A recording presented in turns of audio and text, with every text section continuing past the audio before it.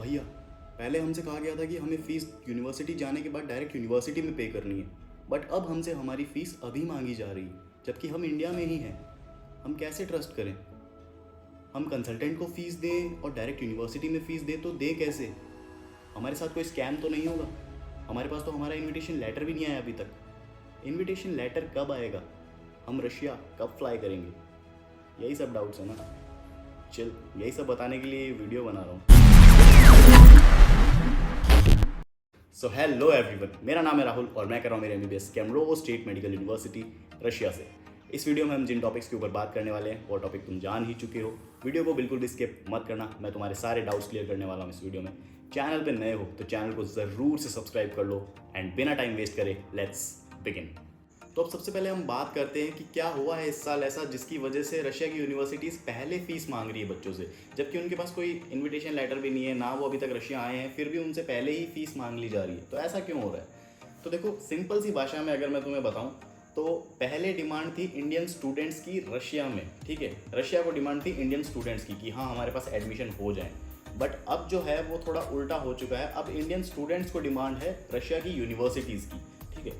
पहले जैसे कोई बच्चा बैक ऑफ करता था एडमिशन लेने के बाद भी, तब तक यूनिवर्सिटीज़ क्या करती थी, जल्दी जल्दी सारा काम करती थी कि हाँ ये बच्चा आने वाला है, इसका सारा कॉन्ट्रैक्ट डॉक्यूमेंट सब तैयार रखो, ये बच्चा कभी भी आ सकता है और आने के बाद हमें फ़ीस पे करेगा।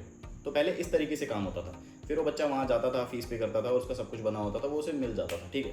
तो पहले इस बेसिस पे काम होता था कि कैसे ना कैसे हम उस बच्चे का सब कुछ तैयार रखें। और वो बच्चा अगर बैक ऑफ भी कर लेता था उस टाइम पे तो ठीक है, यूनिवर्सिटीज़ का जो भी उसमें थोड़ा बहुत जो भी खर्चा लगता था या जो भी सीट वैकेंट रहती थी तो रह जाती थी, उस पर वो इतना ध्यान नहीं देते थे कि हाँ ठीक है जितने आए उतना ही अच्छा।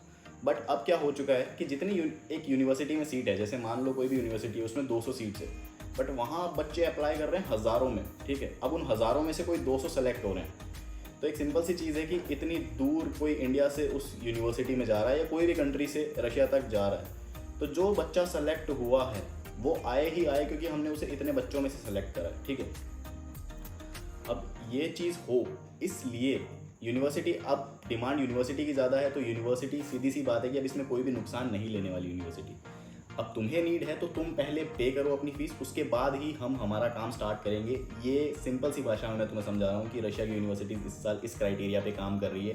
मोस्टली 70 to 80% यूनिवर्सिटीज़ ने ये सिस्टम कर दिया कि या तो तुम्हें अपनी फर्स्ट सेमेस्टर की फ़ीस पहले पे करनी होगी या फिर तुम्हें शायद तुम्हारी पूरी फ़ीस भी किसी किसी यूनिवर्सिटी में पे करनी पड़ रही होगी, जिसके बाद तुम्हें तुम्हारा इन्विटेशन लेटर मिलेगा, ठीक है। तो यस, ये ऑफिशियल है कि सारी यूनिवर्सिटीज़ में यही सिस्टम चल रहा है अभी, ठीक है।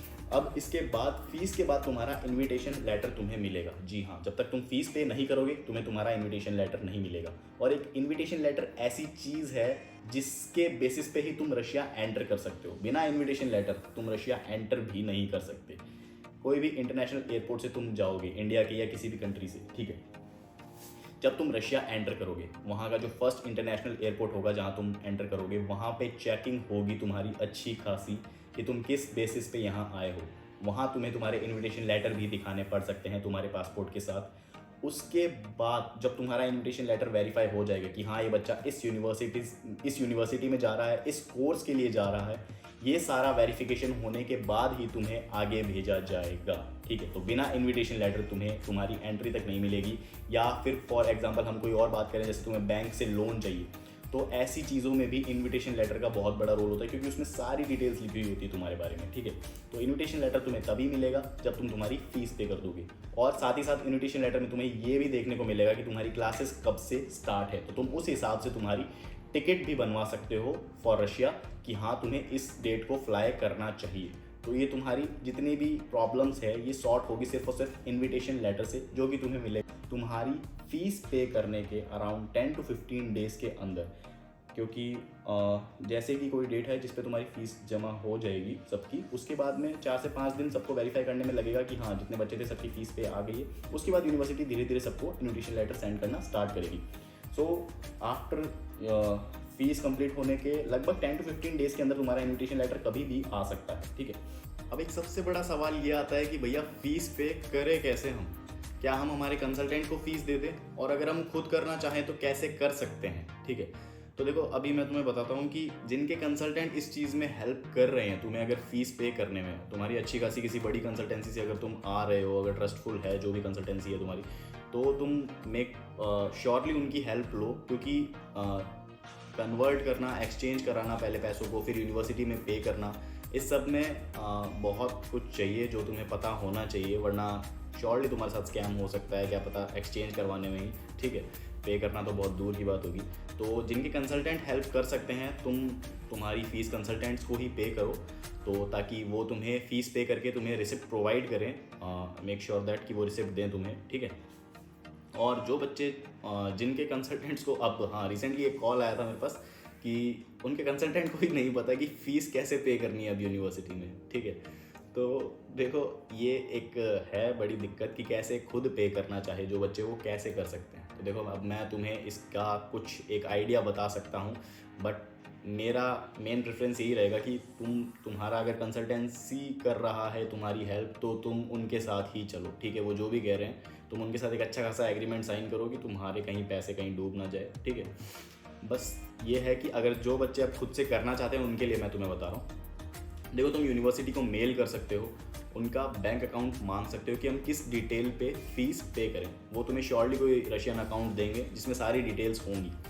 अब वो तुम्हें डिटेल दे देंगे, प्लस वो तुमसे ये कहेंगे पे करने के बाद उन्हें क्या क्या चीज़ें चाहिए होंगी, लाइक ट्रांजैक्शन आईडी के लास्ट के 4 डिजिट शायद वो मांगते हैं, एंड काफ़ी कुछ चीज़ें होती है जो उसमें लिखी हुई तुम्हें मिलेंगी। मेल वो तुम्हें सारी चीज़ें प्रोवाइड करेंगे, तो ये तुम कर सकते हो, मेल में सारी डिटेल्स मंगवा सकते हो। उसके बाद अब या तो रशिया में कोई तुम्हारा नोन है तो तुम उससे वो चीज़ पे करवा सकते हो, ठीक है। पहले तुम्हारा कोई दोस्त रशिया में पढ़ रहा है या कोई भी नोन तुम्हारा रशिया में है, तो वो वहाँ के बैंक्स में जाके उस डिटेल पे कर सकता है, मनी एक्सचेंज वहीं से करवा के, ठीक है। तो एक तो हो गया ये मेथड। दूसरी चीज़ ये आती है, अगर तुम यहाँ बैठे बैठे ही अब करना चाहते हो तो कैसे करें, वो भी खुद के हाथों से। तो देखो कुछ एजेंट्स के पास तुम जा सकते हो, जो फॉरेक्स एजेंट्स वगैरह होते हैं, इनके पास तुम जा सकते हो और इन्हें वो डिटेल दिखा सकते हो कि क्या ये इस डिटेल पे पेमेंट कर सकते हैं। तो यस, फॉरेक्स वगैरह वाले एजेंट जो होते हैं उनके नोन कहीं ना कहीं होते हैं, और ये एजेंट्स तुम्हारी फ़ीस पे करने में हेल्प कर सकते हैं। कुछ स्टूडेंट्स मेरे नोन में हैं जो इस तरीके से अपनी फ़ीस पे करी है उन्होंने, और उन्होंने रिसिप्ट भी ली है उन फॉरेक्स वाले एजेंट से। तो वो मेक श्योर कि तुम्हारे पास कोई ना कोई प्रूफ हो, जहाँ से भी तुम पे कर रहे हो, कि तुम्हारे पास प्रूफ रहे। कॉलेज में अगर तुम डायरेक्ट पे भी किसी से करवा रहे हो तो रिसिप्ट लेना और ये सारी चीज़ें करना मत भूलो, ठीक है। उसके बाद तुम्हें, जब तुम खुद ये सारी चीज़ें कर रहे हो जहाँ से भी तुमने करा है, तुम्हें प्रॉपर्ली वो डिटेल लेनी होगी उस ट्रांजैक्शन की, और वो तुम्हें लिख के भेजना होगा एक मेल में यूनिवर्सिटी को। तुम्हारा नाम लिखना होगा, तुमने कितना अमाउंट पे करा है वो लिखना होगा, नीचे उस ट्रांजैक्शन आईडी की डिटेल्स लिखनी होगी। उसके बाद यूनिवर्सिटी तुम्हें रिप्लाई करेगी कि जी हाँ, हमारे पास ये पेमेंट आ चुका है। तो कुछ इस तरीके से तुम अपनी फ़ीस सेल्फ भी पे कर सकते हो। सो आई होप सबको समझ आ गया होगा कि कैसे तुम्हें तुम्हारी फ़ीस पे करनी है। सो आई थिंक हमने सारी चीज़ों पे बात कर ली है। तो बहुत ही जल्द तुम लोगों के इन्विटेशन लेटर तुम लोगों के पास होंगे, और उस हिसाब से तुम तुम्हारी टिकट करवा सकते हो to fly Russia. So yeah that's it for this video. I hope तुम लोगों की कुछ हेल्प हुई होगी इस वीडियो से। वीडियो पसंद आया हो तो वीडियो को लाइक कर देना, शेयर कर देना, एंड सब्सक्राइब फॉर मोर।